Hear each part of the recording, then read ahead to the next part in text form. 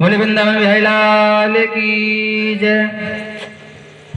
तो एक दृष्टांत इसी कलयुग की कथा है, और जो मैं बोल रहा हूँ ये कोई मनमुखी नहीं, शास्त्र सामने है, शास्त्र विदित बोल रहा हूँ जो शास्त्र में लिखा हुआ है। ये भक्तमाल की कथा है, ये कलयुग की कथा है। अभी 5500 वर्ष बीते हुए हैं, ज्यादा दिन नहीं है अभी कलयुग का आयु। करीब 4000 वर्ष पूर्व एक राजा था, उसकी पुत्री थी, उसका नाम था वैराग्यवती। नाम का भी प्रभाव बहुत पड़ता है, जैसे नाम यथा नाम तथा गुण, जैसे नाम रखोगे उसी तरीके से उसका स्वभाव भी बदल जाता है।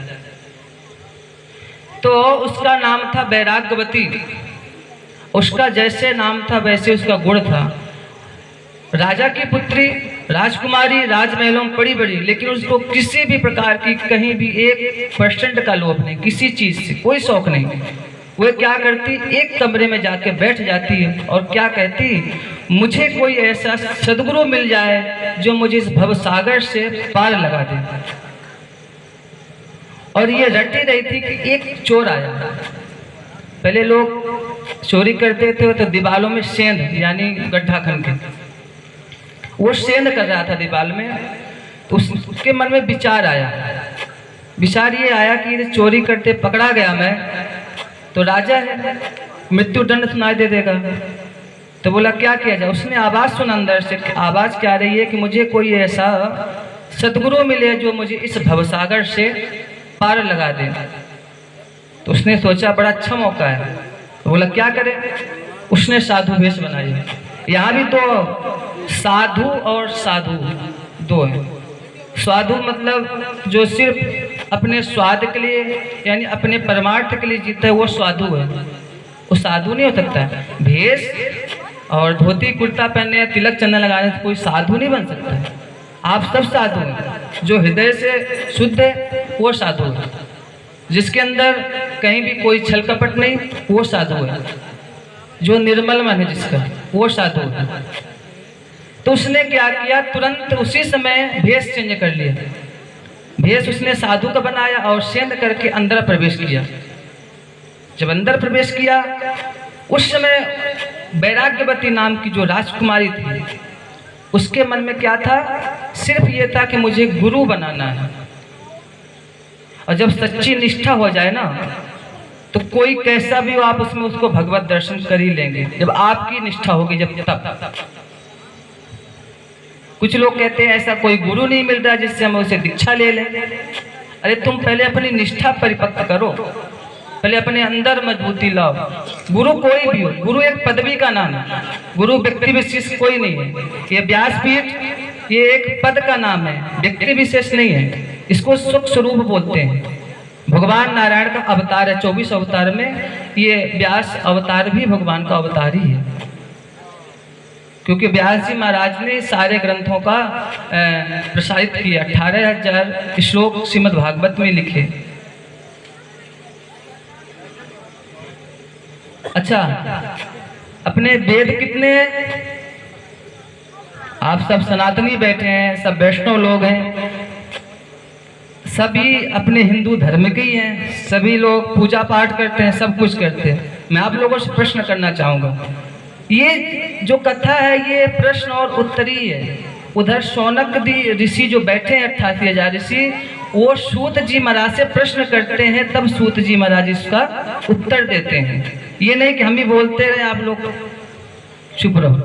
तो आप लोग का भी कर्तव्य बनता है कि प्रश्न करें। तो वहीं पे तो हम पूछ रहे हैं कि अपने वेद कितने हैं, बताइए जरा, वेद कितने हैं अपने? किसी को नहीं पता? जय होते, यही तो कह रहा हूँ, बहुत सुंदर। शास्त्र कितने हैं?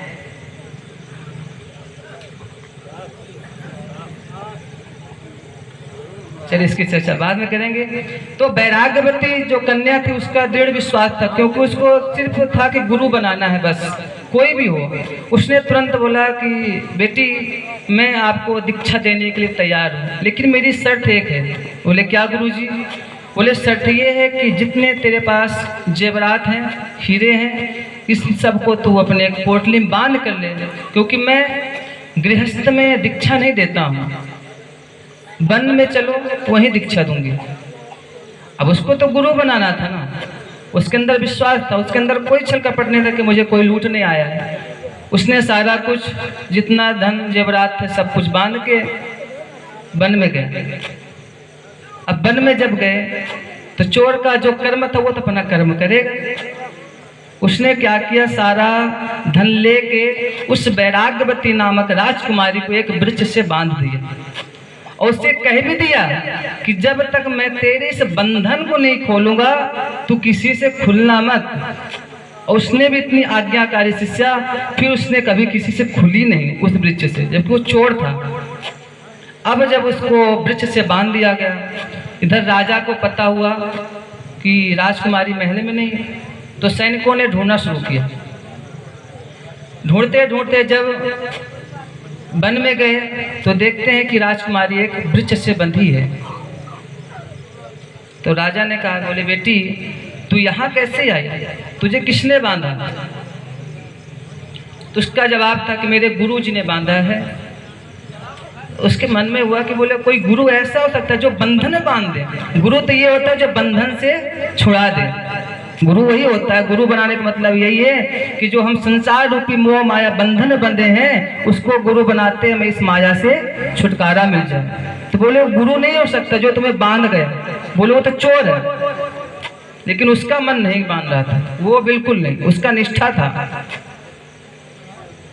और हम आप लोगों से भी कहेंगे कि गुरु कोई भी हो, आप गुरु को मत देखिए, आप उसकी पदवी को देखिए, आप गुरु बनाए, अपना निष्ठा रखिए। गुरु क्या कर रहा है, गुरु के प्रति आपको दोष भावना नहीं लानी है कभी भी। जितने लोग यहाँ पे गुरु बना ही लिए हैं, कभी भी नहीं। आपको नाम मंत्र दिया गया है, आप नाम मंत्र का जाप करिए, उसी में आपको गुरु का दर्शन होगा। अब इधर वैराग्यवती उस बंधन से नहीं खुली। राजा हार गया कि इस बंधन से खुल जाओ, ये चोर है, यहाँ पे जंगली जानवर आएंगे आपको खा लेंगे।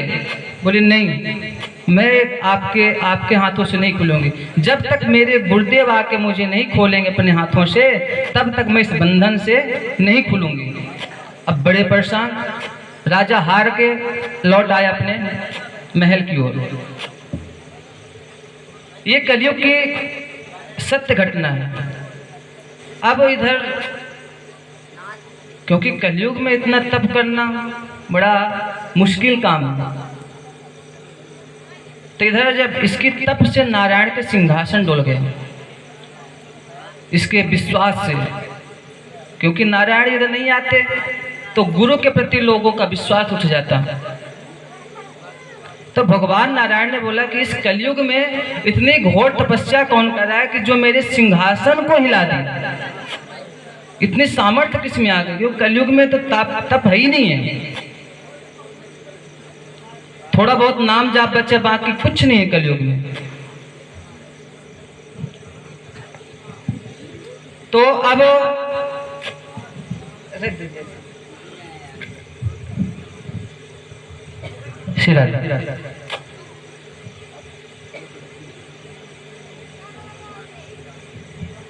तो नारायण ने भगवान नारद को भेजे, बोले जाके देख के आओ पृथ्वी लोक में कि ऐसा कौन तपस्या कर रहा है जिससे मेरा सिंहासन डुल गया। तो नारद जी चले। जब नारद जी आके देखते हैं, क्या देखते हैं कि एक युवती बंधी पड़ी है वृक्ष से और उसे अपने गुरु को पुकार रही है। तो नारद जी आके प्रकट होके बोले, बेटी हम संतों के दर्शन करने के लिए भी लोगों को बड़ा भाग्य होता है, तभी जाके संतों का दर्शन होता है। बोले अब तो अपने बंधन को खोल ले भाई, गुरु आदमी किस लिए बनाता है? भगवत कृपा हो जाए, संतों का दर्शन मिल जाए, इसलिए गुरु बनाते हैं। तो बोले अब तो मेरे दर्शन हो गए, अब इस बंधन से खुल जा। बोले नहीं। बोले आप इस चीज को देखिए, उसको भी मैंने गुरु सिर्फ माना हूं, अभी बनाया नहीं, बनाई नहीं थी अभी, वो सिर्फ उसने माना था कि मेरे गुरु जी हैं। तो बोले सिर्फ मानने की वजह से आप स्वयं प्रकट होकर नारायण दर्शन देने आ गए हैं, तो जिस दिन बना लूंगा उस दिन क्या होगा फिर? अभी तो सिर्फ बनाने का संकल्प उत्पन्न हुआ हृदय में, नारद जी भी मना के हार गए, लेकिन वो बंधन से खुली ही नहीं, ये भी चले गए हार के। जाते हैं, जब क्षीर सागर में पहुंचे तो भगवान को सारी कहानी सुनाई कि बोली वो बंधन से नहीं खुल रही है। बोले क्यों? बोले उसके गुरु ने उसको बंधन से बांध दिया है, वो खुल नहीं रही है। तो बोले लोग दीक्षा इसे लेते हैं कि भगवान को प्राप्त कर लें, अपने इस संसार से पार हो सके। तो बोले मैं खुद चलता हूँ, स्वयं चल रहा हूँ, तो मुझे तो दर्शन, जैसे दर्शन करेगी तो बंधन से खुल जाएगी।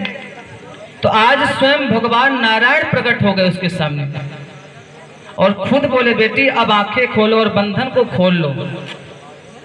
वैराग्यवती जो नाम की राजकुमारी थी मना कर दी, बोले नहीं मैं इस बंधन से नहीं खुलूंगी।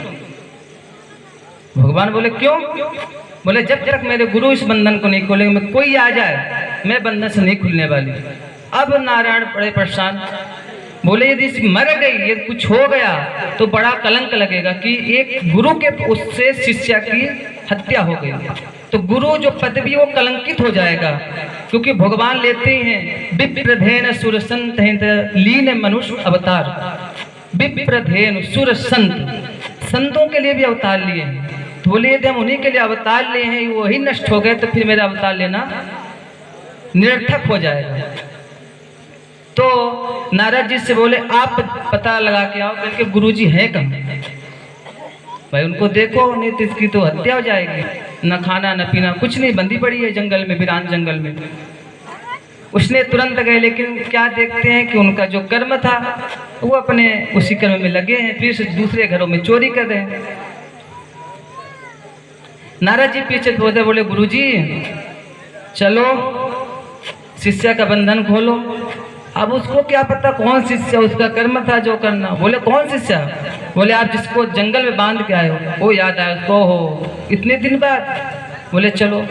आके जब उसके गुरु ने उसका बंधन खोला तब जाके वो बंधन से मुक्त हुई।